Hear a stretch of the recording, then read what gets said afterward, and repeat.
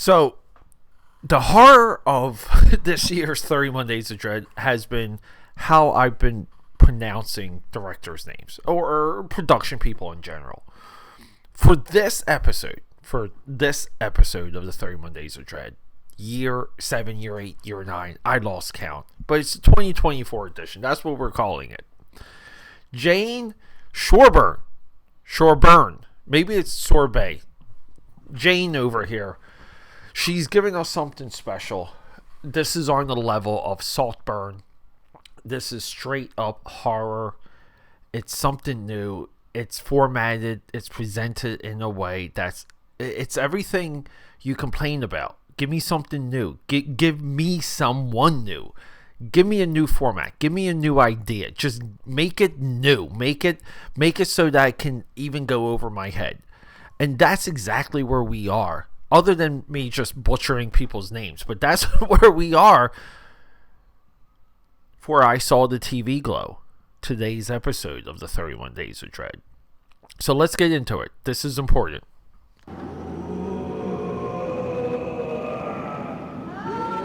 It's October, and it's time for the 31 Days of Dread. This is where you get one horror movie a day for the entire month of October. That's how much we love horror. That's how much we love Halloween on the Film Buff Podcast. And here's the crazy thing.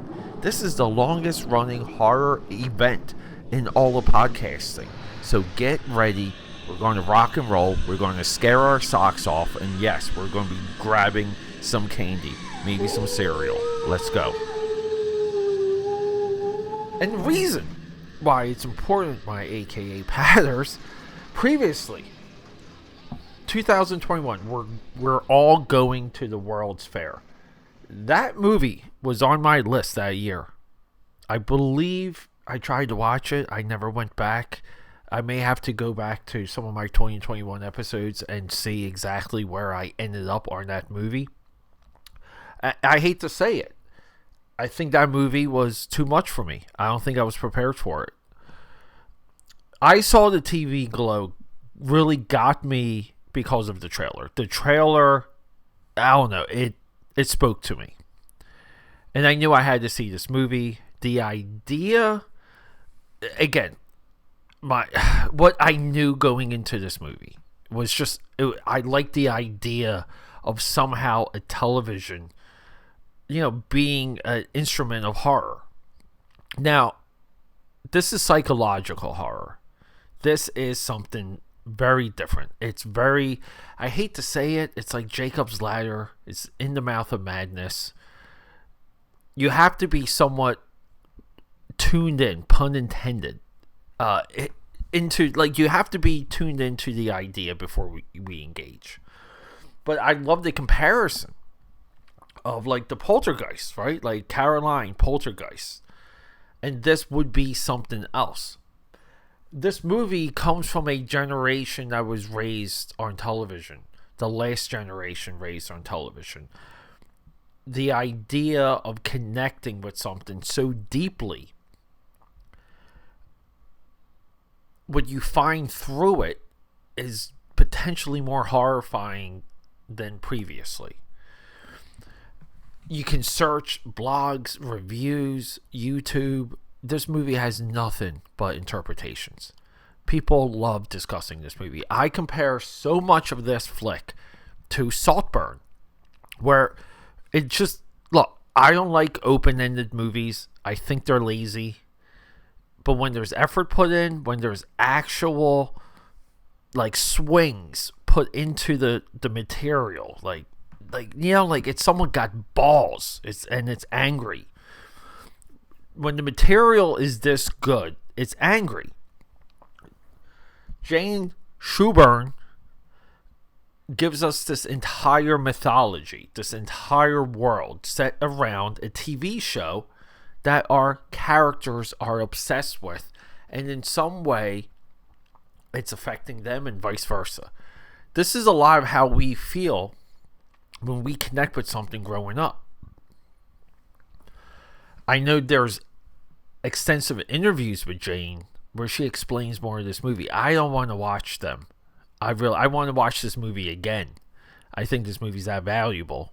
I think this movie is a lot like Saltburn. We have to just keep watching it together, all of us. And the type of horror this movie is, it's our protagonists surrendering themselves.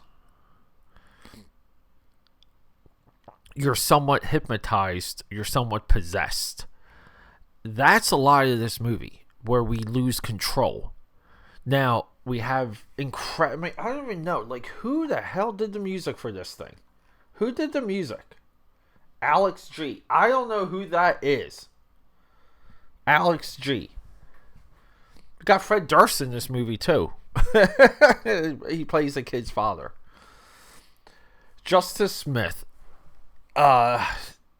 Just right there. Like, right there as a performance. There's a lot of, like, the kid and Christine in him. You know, but in Christine, the kid gets possessed by the car and finds he kind of becomes the person and the man he wants to become, right? Justice Smith in this movie, does he do it? Does he not? That's where it's interesting. We have one character with a clear, tragic resolution, and we have Justice Smith, who's, you know, like, again, he's who we're most attached to. A little open-ended. It can be horrible. It can be not. And boy, I like that. I always say, prove me wrong. Like, just prove me wrong. I don't like ambiguous endings. They're lazy. I said it again. But prove me wrong. And so far, within this calendar year, between Saltburn and this movie, and yeah, like, Saltburn's open-ended because it doesn't quite give us the answer. It just gives us a feeling. This type of horror, and the type of horror we see, we're all going to the World's Fair. This type of horror, it's media. It's something new. It's just using all of these elements. And we're better for it. I think horror going forward, and this is another example where American horror runs American cinema. Period. Go check this movie out. I Saw the TV Glow. It is worth all of your attention. AKAPADers, thank you for joining me for another episode of the 31 Days of Dread. We have been dedicated to horror for a long time on this feed, on this podcast. If you guys want to know more about everything we do here, go to akapad.com. From there, you can navigate to the 31 Days of Dread. We have a dedicated landing page that goes through all the years of the 31 Days of Dread. And we also have a directory that jumps you to any movie that we've done. So you can just look up the movie by name. You can go to the directory. It's all alphabetical. And you can just explore. And that's the intent. And that's why we're so into the 31 Days of Dread, because no one's done this. No one has put this much time, this much thought and effort into American horror and international horror, and we love it. Horror is the future of American cinema. Horror right now is holding up American cinema, and I'm so thankful for it. So I'm hoping that you can extend yourself, explore, and continue the conversation. akapad.com. Thanks, guys.